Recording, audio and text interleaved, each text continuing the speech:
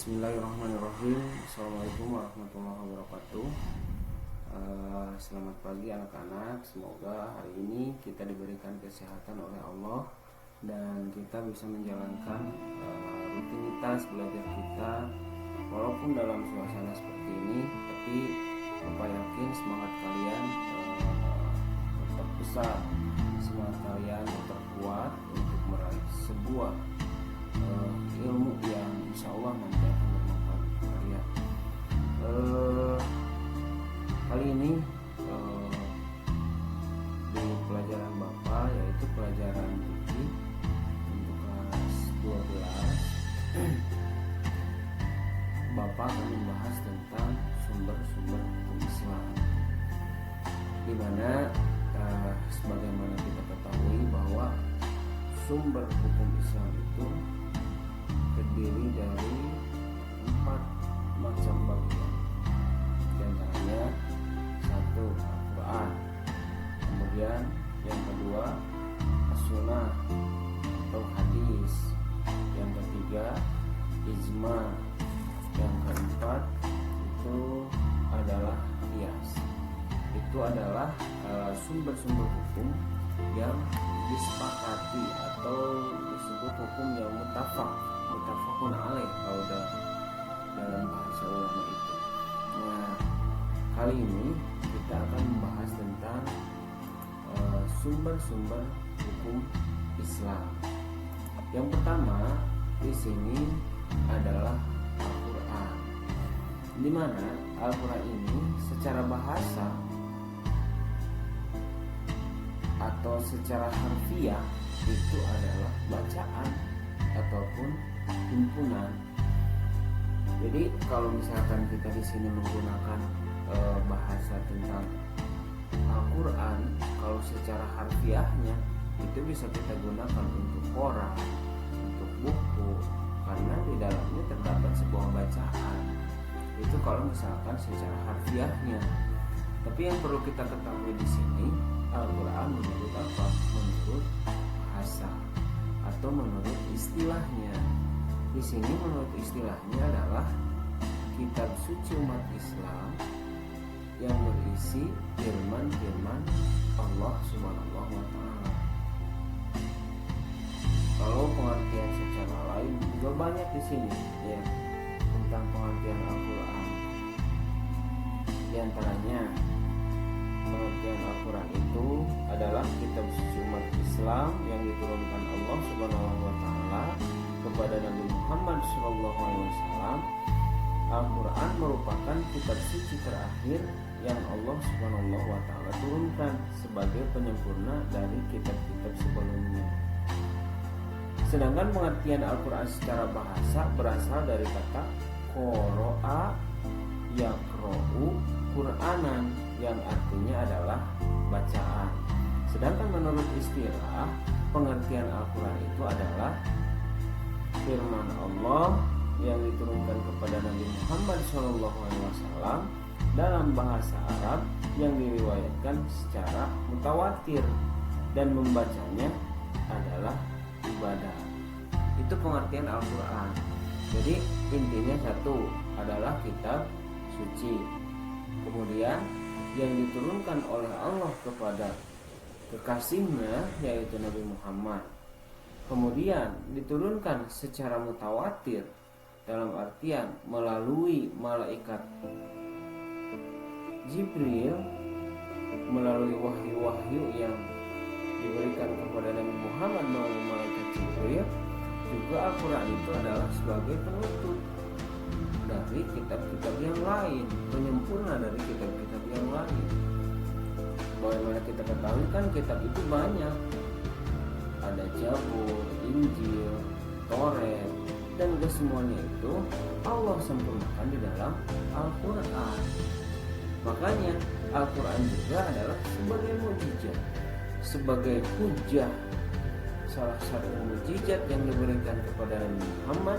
Mukjizat yang terbesarnya itu adalah Al-Quran. Itu.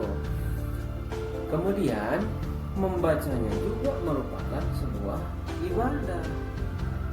Ada istilah kalau orang Sunda bilang orang atau sekolah mah menjelma maca Quran teu apalkan hartina ibarat monyet ngagugulung kalapa. Nah itu adalah paribahasa yang sangat keliru, karena Al-Quran itu jangankan misalkan kita tahu artinya, kita mengamalkannya, dibacanya saja itu sudah merupakan adalah ibadah. Jadi salah ketika orang tua mengatakan jika monyet ngagugulung kalapa. Tidak, monyet ngagugulung kalapa mau hartina. Tapi lama manusia ngagugulung Al-Quran, maca Al-Quran walaupun tidak tahu artinya sama sekali, tapi dia bisa membacanya, itu merupakan ibadah. Itu pengertian Al-Quran. Kemudian sekarang kita masuk ke kedudukan Al-Quran. Al-Quran itu adalah sebagai sumber hukum Islam pertama dan utama dari seluruh ajaran Islam, baik yang mengatur hubungan manusia dengan Allah atau disebut hablum minallah, baik hubungan manusia dengan dirinya, hukum nafsi, hubungan dengan dirinya sendiri, kemudian sesama manusia diatur yang disebut dengan muamalah, ataupun hubungan kepada alam, manusia dengan alam, hubungan kita dengan sang Khalik, sang pencipta, hubungan kita dengan diri kita sendiri, hubungan kita dengan sesama manusia, bahkan hubungan kita dengan alam, semuanya diatur di dalam Al-Quran. Makanya kedudukan Al-Quran itu adalah sebagai sumber hukum Islam yang pertama dan utama dari seluruh ajaran Islam. Itu. Kemudian yang selanjutnya adalah fungsi Al-Quran. Fungsi Al-Quran itu adalah sebagai petunjuk atau disebut apa? Al-Huda. Huda itu adalah petunjuk, juga adalah sebagai pedoman bagi umat manusia dalam mencapai kebahagiaan baik hidup di dunia maupun hidup di akhirat. Kita umpamakan seperti ini. Quran itu ibaratkan kalau misalkan kita mau menuju suatu tempat, pasti di setiap ada perempatan atau mungkin ada belokan ataupun ada stopan, di situ pasti ada yang disebut dengan rambu-rambu lalu lintas. Contoh misalkan kita dari sini mau berangkat jauh-jauh lah, misalkan kita mau berangkat ke Bandung, kan banyak, ada yang via Garut, ada juga yang via Kota Tasik. Misalkan kita lewat ke Garut, kita berangkat dari sini pasti kita harus punya pegangan, kita harus punya pedoman, kita harus punya petunjuk arah. Nah, pemerintah menyediakan di setiap ruas jalan-jalan yang besar itu yang disebut dengan rambu-rambu lalu lintas.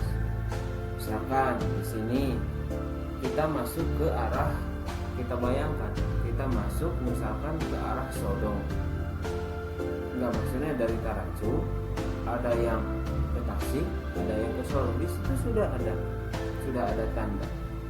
Ke Sodong sebelah kanan, Tasik sebelah kiri, terus kita jalan. Kemudian di Warung Putih di situ sudah kita dihadapkan lagi kepada rambu-rambu lalu lintas. Kita sudah dihadapkan lagi ke petunjuk arahnya. Ke sebelah kanan, kalau misalkan dari sini ke sebelah kanan ke tanda panah itu arahnya adalah Singaparna, Kota Tasik. Sedangkan ke sebelah kiri itu arahnya adalah Garut, kemudian Bandung, dan lain sebagainya.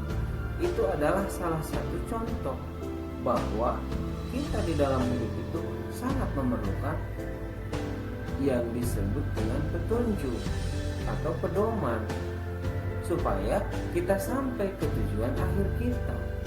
Kalau misalkan kita hidup tanpa pedoman sama sekali, saya yakin kita akan tersesat. Tujuan ke Bandung, ujung-ujung misalkan cepat tujuan. Tujuan ke cepat tujuan, ujuk-ujuk ke Garut. Itu kalau misalkan kita tidak mempunyai arah dan tujuan, ataupun kita tidak mempunyai petunjuk dan pedoman yang jelas. Nah, ketika kita misalkan ingin agar tujuan hidup kita sampai kita mencapai kebahagiaan baik di dunia maupun nanti di akhirat, maka salah satu yang harus kita pegang adalah Al-Quran. Insya Allah ketika kita bisa membaca, kemudian kita bisa mengartikannya, bahkan kita bisa mengamalkannya, yakin kita tidak akan pernah tersesat dimanapun kita, dan kita akan tahu kepada tujuan akhir kita. Apa tujuan akhir kita? Tujuan akhir kita adalah ridho Allah, dan itu sudah Allah berikan rambu-rambunya semuanya di dalam Al-Quran supaya kita bisa mencapai ridho Allah. Oke, kita lanjut.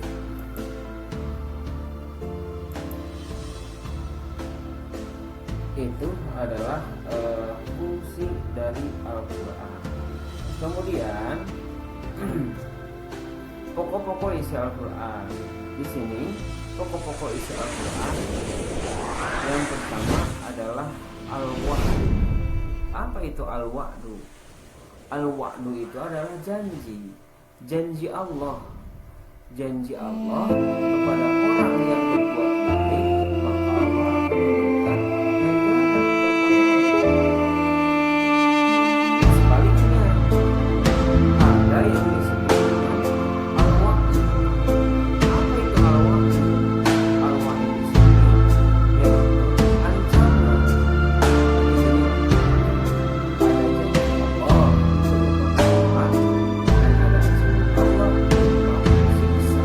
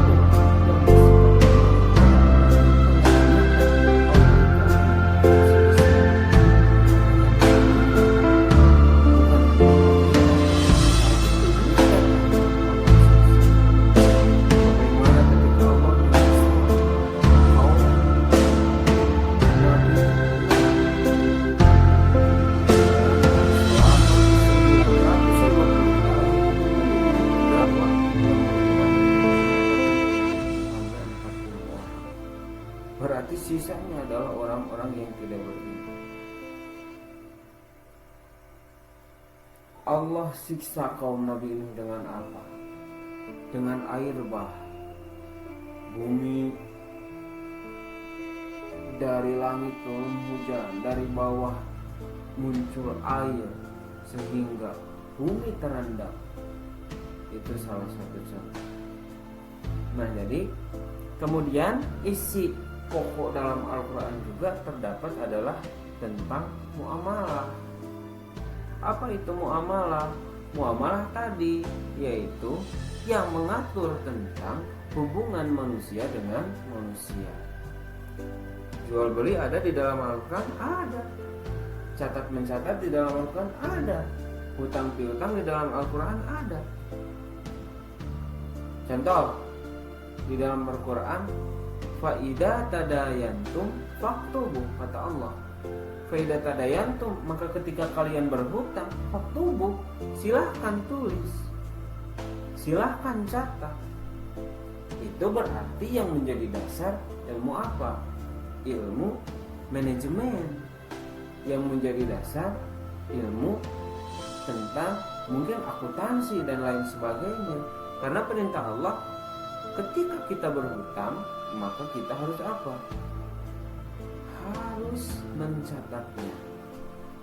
Hari ini kita punya hutang ke warungnya Bu Neni sekian,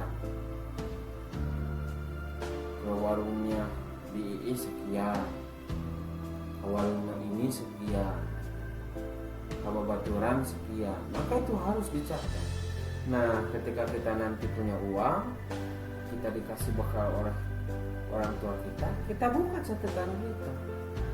Oh, kita punya hutang ke sini, sanggup ke bayar hari ini? Kita hitung-hitung, bisa lah bayar hutang, bayar. Karena apa? Allah memerintahkan tentang hutang itu. Kenapa? Harus dicatat, karena hutang itu adalah sesuatu yang harus kita bayar. Ketika kita tidak bisa membayar di dunia, maka nanti Allah akan memerintahkan untuk orang yang punya hutang ataupun yang kita hutangi itu menagih kepada kita, dan kita tidak akan bisa lagi membayar dengan uang, kita tidak akan bisa lagi membayar dengan jasa, kita tidak lagi bisa membayar dengan misalkan apa itu pokoknya tidak akan bisa dibayar seperti di dunia.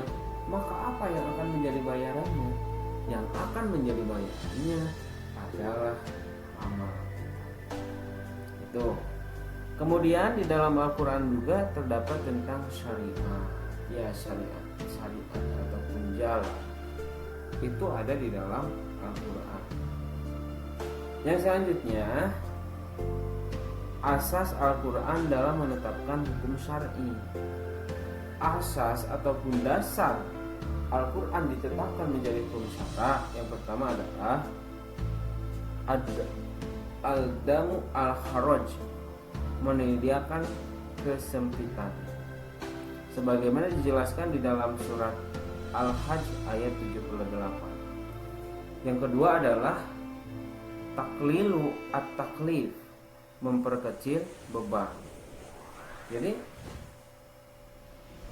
Islam itu indah, Islam itu ringan, jangan diberat-beratkan. Karena dasar dari Al-Quran untuk penetapan syara itu adalah taklilu at-taklif, memperkecil beban. Allah lihat di dalam Al-Quran, Allah tidak akan pernah menguji seseorang keluar dari kemampuannya. La yukallifullahu nafsan illa wus'aha. Allah tidak akan menguji seseorang di luar kemampuan. Di dalam hadis dijelaskan, silahkan kalian ibadah semampu kalian. Karena akan beda ketika ibadah kita. Mungkin kita sebagai orang yang awam, orang yang bodoh, orang yang kekurangan ilmu, dengan orang-orang yang sudah levelnya itu adalah tingkat ulama, tingkat wali mungkin, tingkat nabi mungkin, jelas akan jauh berbeda. Makanya Allah memerintahkan, silahkan kalian bertakwa, beribadah sekemampuan kalian, semaksimal mampunya. Nah itu, jadi Al-Quran sebagai dasar dalam penetapan hukum syara itu adalah taklilu atau taklif. Kemudian yang ketiga adalah at-tadriju fi at-tasyri', berangsur-angsur dalam menetapkan hukum. Jadi Allah itu cek bahasa orang Sunda mah tegereges gedebug. Tidak artian Allah itu lebih tahu tentang kebutuhan manusia. Contoh di sini adalah tentang penetapan khamar. Tentang penetapan khamar, keharaman khamar, penetapannya itu adalah Allah dengan indahnya, Allah dengan bijaknya menentukan bagaimana khamar itu menjadi haram. Kita lihat dari sejarah, khamar itu pada awalnya tidak diharamkan. Para sahabat Nabi biasa mengkonsumsi arak, mengkonsumsi khamar, karena pada waktu itu Allah belum mengharamkan. Kenapa Allah tidak langsung mengharamkan khamar? Karena Allah lebih tahu kadar keimanan seseorang, kadar keimanan para sahabat waktu itu. Pada ayat pertama di surat Al-Baqarah surat Al-Baqarah 219, Allah hanya menjelaskan bahwa di dalam khamar itu ada manfaat, kemudian ada madarat. Hanya baru sekedar menjelaskan bahwa di dalam khamar itu ada manfaat, kemudian ada madarat, dan madaratnya lebih banyak. Berarti kan di sini sudah mulai Allah memberikan gambaran bahwa khamar itu harus dijauhi dengan menjelaskan manfaatnya ada, namun madaratnya itu lebih banyak. Itu tahap pertama. Kemudian keimanan para sahabat semakin tinggi, keimanan sahabat para semakin kuat, dan bukan dipelopori. Ada seorang sahabat ketika dia sedang mabuk, kemudian dia melakukan sholat, bahkan jadi imam. Dan ketika jadi imam itu, karena kita tahu yang mabuk itu pikirannya tidak waras, kemudian di dalam ketika mengimami tersebut, surat yang dibacakan itu adalah surat Al-Kafirun. Qul ya ayyuhal kafirun la a'budu ma ta'budun wa la antum 'abidun ma a'bud wa la ana 'abidun ma abattum wa la antum 'abidun ma a'bud. Terus bolak-balik, la a'budu ma ta'budun wa la antum ma abattum. Entah berapa kali putaran di dalam surat itu sehingga tidak ditemukannya lakum dinukum waliya. Maka di sini ditegur oleh Allah. Turunlah ayat tentang khamar tentang berikutnya. Mana? Yaitu di dalam surat An-Nisa. Bagaimana? Firman Allah, wala taqrabus shalah antum sukar. Janganlah kalian mendekati sholat ketika kalian di dalam keadaan apa? Di dalam keadaan mabuk. Maka para sahabat dari mulai turunnya ayat itu, mereka mempunyai waktu-waktu tertentu untuk meminum khamar. Misalkan kalau dari duhur ke asar itu waktunya sangat singkat. Kalau misalkan mabuk minum arak, berarti maka buru melaksanakan sholat asar. Maka tidak ada yang mabuk di antara waktu duhur dan asar. Dari asar ke maghrib sama, dari maghrib ke isya sama. Waktunya, rentan waktunya adalah sempit. Nah baru setelah sholat isya, karena waktu ke subuhnya itu lumayan lama, di sana mereka mabuk lagi, mengkonsumsi arak lagi. Nah karena mereka berpikir kalau misalkan mabuk, misalkan ada jam 8 malam, maka jam 12 ataupun jam 1 paling lambat itu sudah bisa sadar lagi, subuhnya itu sudah bisa melaksanakan sholat. subuh ke duhur lumayan lama. Nah pagi-pagi jadi sarapannya telen ngopi deh arak ya. Saking apa? Saking hobinya. Makanya kenapa Allah tidak menetapkan secara langsung? Karena Allah lebih tahu karakter manusia seperti apa. Karena Allah yang menciptakan manusia. Karakter orang-orang sahabat-sahabat pada waktu itu seperti apa? Maka lambat. Baru Allah ketika sudah diketahui, Allah lebih tahu tentang kadar keimanan seseorang, maka Allah di situ baru mengharamkan yang disebut khamr. Nah itu adalah at-tarriju fi at-tasyri', berangsur-angsur dalam menetapkan hukum. Nah itu yang pertama, sumber hukum Islam itu adalah Al-Quran. Mungkin untuk kesempatan kali ini, di video kali ini Bapak hanya bisa menjelaskan itu saja. Mudah-mudahan kalian bisa mencernanya dengan baik. Silahkan LKS-nya dipelajari, kemudian sumber-sumber lain yang merujuk tentang pelajaran ini kalian pahami, sehingga betul-betul pelajaran itu bukan hanya dari guru saja, dari LKS saja. Sekarang kan zaman canggih, mungkin ada internet, ada Google dan lain sebagainya. Itu silahkan kalian bisa mempelajarinya. Karena dari manapun ilmu datang, meski kita